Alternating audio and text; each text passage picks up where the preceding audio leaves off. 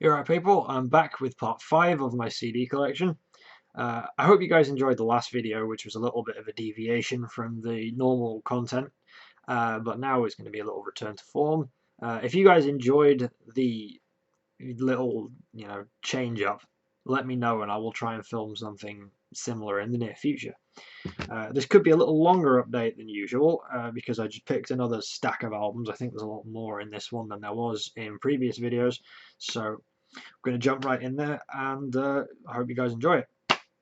Okay, so this is one I've shown in my last video, but we're kind of at that point in the alphabet where these are going to crop up again, so I'll just fly through them.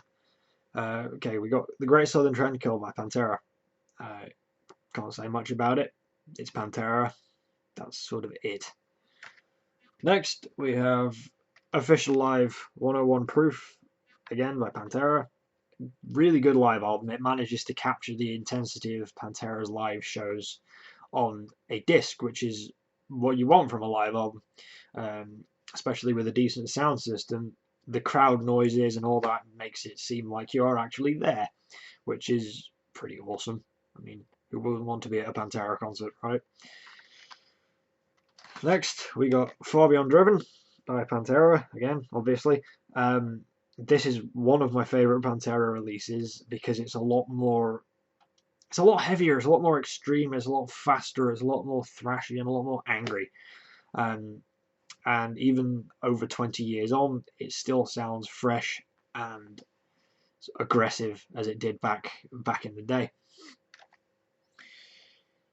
Next, we have the first Pantera album I ever bought. I got this from a place called Metropolis in Athens in Greece. I've lost the insert for it since, but we got Vulgar Display of Power. A New Level, Walk, This Love, Fucking Hostile. All that. It's good. It's a good starting point for Pantera. And this still has the sticker on the back. €7.50. Well, that was expensive. Finishing off the Pantera in a very worthy position is Cowboys from Hell. My favourite Pantera release next to Far Beyond Driven. You know, Cowboys from Hell, Shattered. I love the vocal performance on this. Phil Anselmo's screams are just bang on. They're just really, really, really good. I can listen to this Pantera album from start to finish, like with no breaks. So yeah, again, I can't say much about this. This is, everyone's favourite Pantera album, I assume. If you're new to Pantera, start at the beginning and just work your way through. Next is a little curveball for you. This is the only album from this band that I own, and it's probably the only one I actually like. This is 10 by Pearl Jam. Pearl Jam make very good sort of guitar music. They make great music for guitar players. Even Flow, Once, Alive, Why Go, Jeremy and stuff. Like, some of the riffs in these songs are just really, really good, and I wish I'd have written them, honestly, because they're just bang on. And Eddie Vedder's voice is insane. I love his voice. Again, I've not really paid much attention to Pearl Jam's other records, so I think I might do that, because I really enjoy this album, and hopefully it's not like a downward spiral into mediocrity, but who knows. Okay, next up we have Self-Titled by Queens of the Stone Age. This is one of my favourite Queens albums. This was from 1997, I believe. The cool thing about this is it was made up entirely of ex-members of Caius, including Alfredo Hernandez on drums, Josh Homme, obviously, and although he appears on the back cover of the album, Nick Oliveri did not play bass on this album up until its follow-up. He actually appears in a voicemail at the end, but the Queens of the Stone Age was a two-man project at this point. This has tracks like Avon, Regular John, and Mexicola on it, which this makes it kind of the quintessential desert rock album. Like, you can put this on and you can drive really fast, and none of the songs sound the same. Like, a lot of stoner and doom bands and stuff, they kind of start to sound the same after a while, but this one it remains fresh, and I dig this album a lot, and you should definitely give it a listen. Continuing with the Queens of the Stone Age theme, we have their second album, Rated R. I haven't given this one too much attention, but it's got tunes like Leg of Lamb, Monsters in the Parasol, Feel Good Hit of the Summer, Quick and the Pointless Lightning Song. It's not too different from their debut. You know, they found a sound and they stuck to it, and it works for them, and it has done ever since. So this is a cool one to pick up, I think. Next, we have the Queens of the Stone Age release that probably everyone loves. This is Songs for the Deaf from 2002. This has Mr. Dave Grohl from Nirvana and Foo Fighters on drums. Spawned by the hit singles, you know, No One Knows, A Song for the Dead, Millionaire, all that. This is cool because it's got a lot more sort of dual vocals from Josh and Nick Oliveri. He handles a lot more lead vocal duties than on other releases. But this is a badass album. I love it. It's a cool concept as well. It's spliced with kind of radio noise and like radio chatter, almost as if you're switching the you know, switching the dial on your radio and it's just coming in with all the signals and things. But this is a cool album, and I love this one a lot. Like, this is probably my second favorite Queen's release. It's certainly the one that I listen to the most. Finally, we have a follow-up to 2002 Songs for the Deaf with a slightly different lineup. We have Lullabies to Paralyze. Burn the Witch is... it's got such a cool riff in it, man. It's so good. This had Mr. Joey Castillo on drums. The motherfucker looks like the Hulk. But this is good. Again, it's nothing new, you know. After, you know, they picked up straight where Songs for the Deaf left off. You know, it's just more appearances from Mark Lanegan with this lullaby, leading straight into Medication, which is a cracking tune. You know, I dig this. This is the last good Queens of the Stone Age album, certainly in my opinion. This is the last one I bought, but no, this is good. I'm a big fan of Queens of the Stone Age. I didn't used to be. I used to prefer Caius, but they kind of grew on me sort of in recent years. Right, now we get on to another one of my almost complete discographies. I'm missing one album, and I'm probably going to talk a lot for this one. Because if you've watched my previous videos, you kind of know what's coming. This is my Red Hot Chili Peppers collection, and as you know, they're my favourite band, so I can just keep talking for ages. We'll start with two albums, both of which are compilations. We've got What Hits and Out in LA. These two are they're kind of just something that I picked up to have things that would bridge the gap between studio album releases. The first one, What Hits, was released as a get-out clause for their contract with EMI Records. This is a compilation of their early stuff, so the stuff from their first 3-4 albums, with the exception of Under the Bridge, which I think this was the first compilation album to have it on. This also, you know, it's got tunes like, you know, Behind the Sun, Higher Ground, Fight Like a Brave, all that. The early stuff, the more brash, funk, punk, rap rock stuff. It's a cool thing to have because it means I can just have maybe 1 or 2 Chili's albums in the car instead of a stack of them. So it's convenient, really. And I picked it up for dirt cheap. I think it was like 50p from a charity shop, which is pretty cool. And the other one, Out in LA, is a compilation of their demo tape, some remixes and previously unreleased tracks, like Fleet Fly, Stranded, What It Is, Deck the Halls, and all that. These were unreleased up until this album. This is from '94. Again, it's nothing special. There's nothing that kind of stands out hugely to kind of write home about, but again, I have this just for the sake of it, really. Okay, now we get to the studio album discography. Start with Red Hot Chili Peppers, their self-titled from 1985. This had Jack Sherman Cliff Martinez, I believe. It was either Cliff Martinez or D.H. Peligro on drums, and Anthony Kiedis and Flea. According to Anthony Kiedis' biography, Scar Tissue, which is it was an awesome book, by the way. You should check it out if you're a fan. He was very unhappy with how this album actually turned out, because apparently it lost the intensity of their demos, the fierceness of their demos, and was kind of put through a goody two-shoes machine, as he put it. Although, on reflection, like listening back to this album, I don't really see anything wrong with it. I treat each Chili's album as a different era. It's a different kind of state of mind for at the time of their release. Because if you compare this to, I'm With You from 2011, obviously it's going to be completely different. But I like the kind of evolution that you can hear in their music throughout of their albums. This has got tunes like Fight Like a Brave, Baby Appeal, Buckle Down, Money There's Daddy and stuff. This also has, as bonus tracks, I think this is the 2003 remaster, has their demo tapes. So I've got 2 albums with their demo on. So yeah, I can't really say a whole lot about this. It's another one I haven't particularly given a lot of attention to.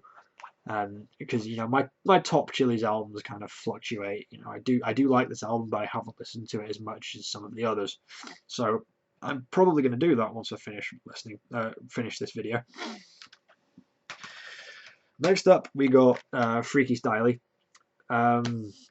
This was the first album with the original lineup of Hillel Slovak and Jack Irons on drums, and you can definitely hear that the time away from the band, they've come back as better musicians. Like Hillel's playing is more refined, it's more sort of sonically, it's more full, and you can kind of hear that their unity and their kind of the chemistry was still there, and it was still fresh, and it was almost like this new and exciting experience. This was produced by George Clinton of Parliament Funkadelic, the mastermind of funk, and I just dig this album so much. Like tunes like Jungle Man, Hollywood, American Ghost Dance, and a cover of If You Want Me to Stay by Rolling Stone. You can't really go wrong, honestly. Again, this is the kind of bravado for like they were young, they were like 20, 21, taking the world by storm with their music, which was all like college radio stations all over the place and shit.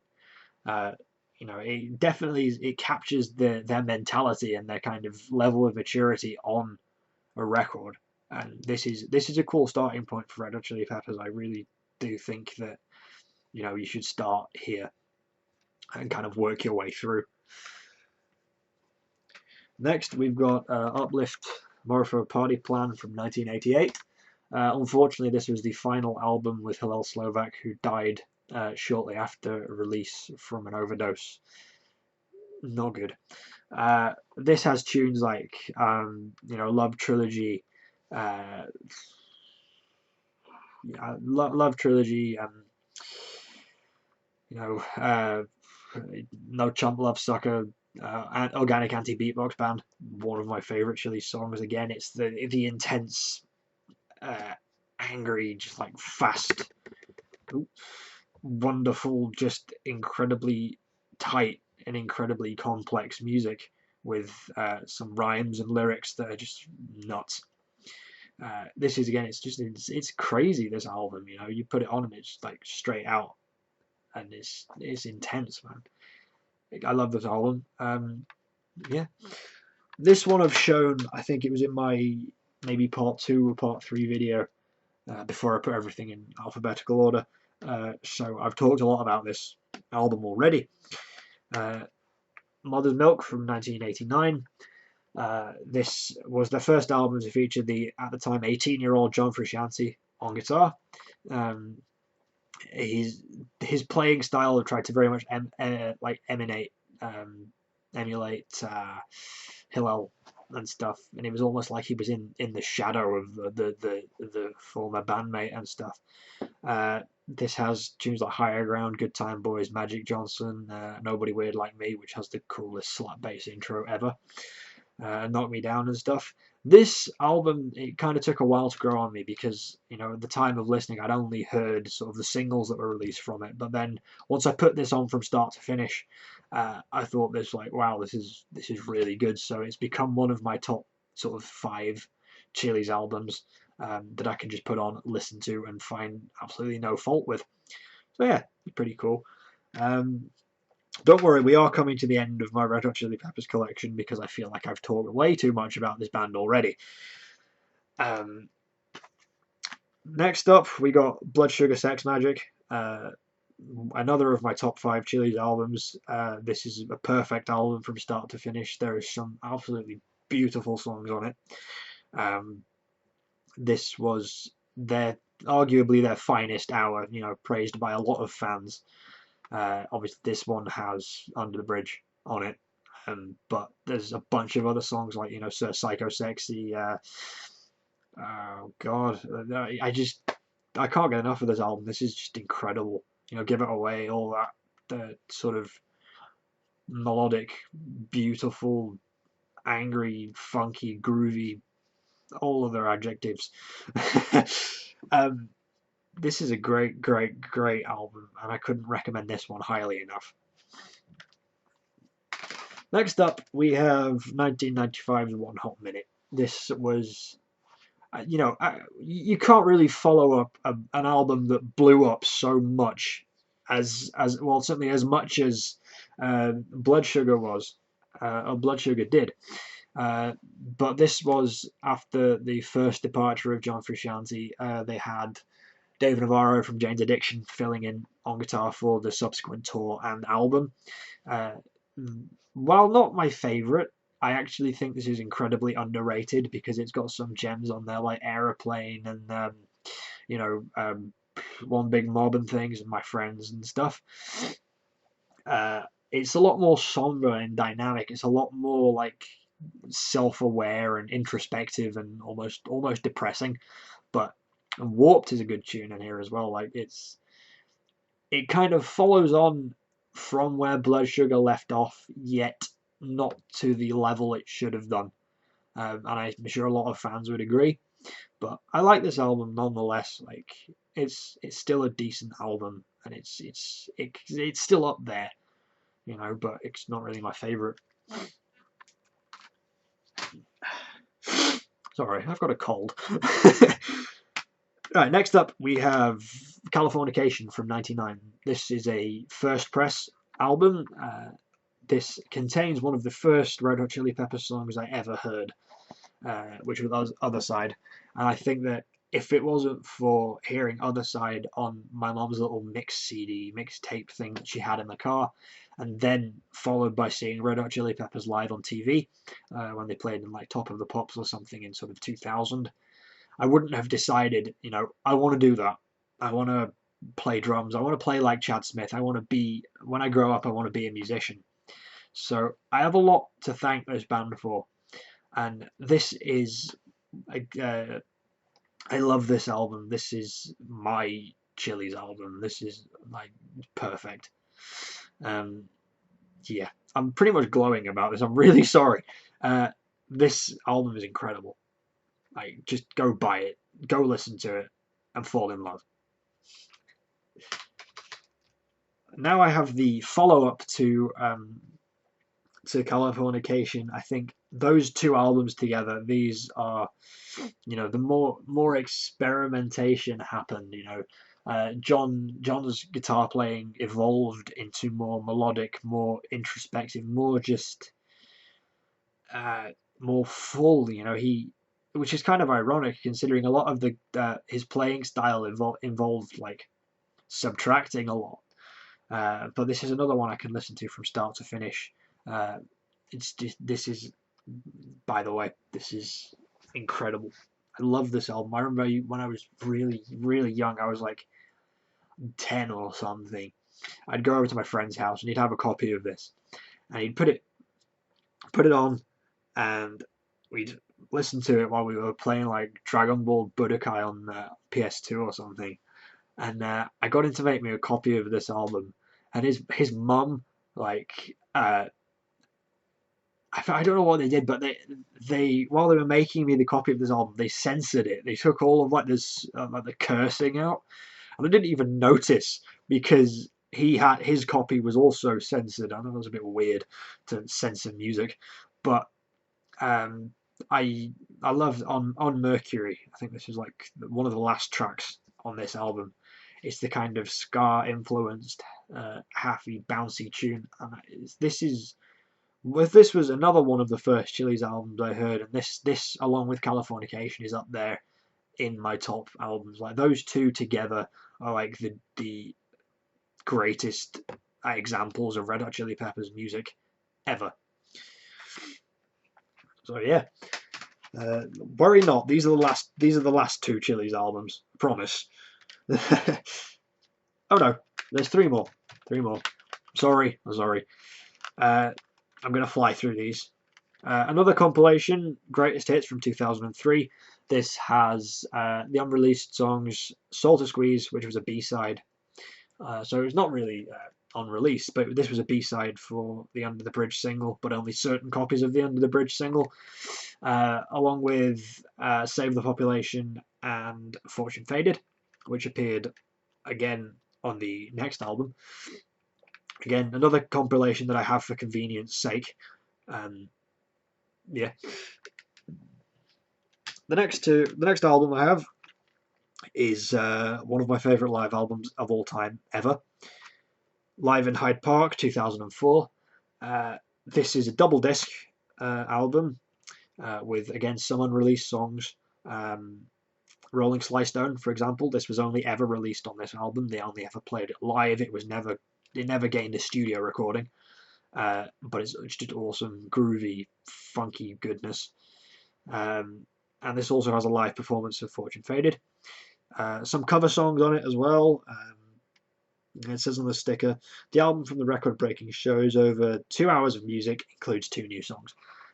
This shot straight to #1 when it came out, and is now out of print because it was so popular when it was released. And I found this in a store called CEX. I bought it, again, kind of cheap, and I'm glad I did, because I just love this album. It was definitely worth paying for it. You know, it was worth the money, even if it wasn't much. Like, I'd have paid a lot more to have this, and I'm just glad I have it now. Finally, we have an album that took a while to grow on me. I bought this from new. I got this when it came out. Stadium Arcadium, the double album. Again, like I said, this took a while to grow on me because I'd heard songs like, you know, Snow and Danny California and things like that, but I never really gave much attention to it, you know, because I thought it's on 2 albums. It's going to take me ages to listen to this. It's 2 discs. It's pretty pretentious. But, you know, bought it, put it in my CD player, listened to the whole thing, and I'm in love. This is another one of my top Chili's albums. I've said that a lot because they are my favourite band. I just can't choose. You know, this has tunes like Charlie, Hump the Bump, She's Only 18, Slow Cheetah, Torture Me, Strip My Mind. This is great. Great album, and it was unfortunately the final album to feature John Frusciante on guitar. We're now coming up to the 10 years without John's involvement in Red Hot Chili Peppers. They're still recording albums. You know, I'm with you. While it's not my favourite album and it's not one that I own, I'd still buy it because then I would have their entire discography. But again, it's just another era of the band. You know, they've moved on from the kind of Californication era, and you know they're just going to carry on as they see fit, and hopefully they continue to create music and continue to inspire generations as much as they've inspired me, as like myself. So yeah, that was a little philosophical turn. It got kind of personal. It got kind of like, you know, slightly ranty. But we have 3 or 4 more albums to go for this update. Again, this has gone on a little bit longer than I expected. We're coming up to nearly 30 minutes. Sorry.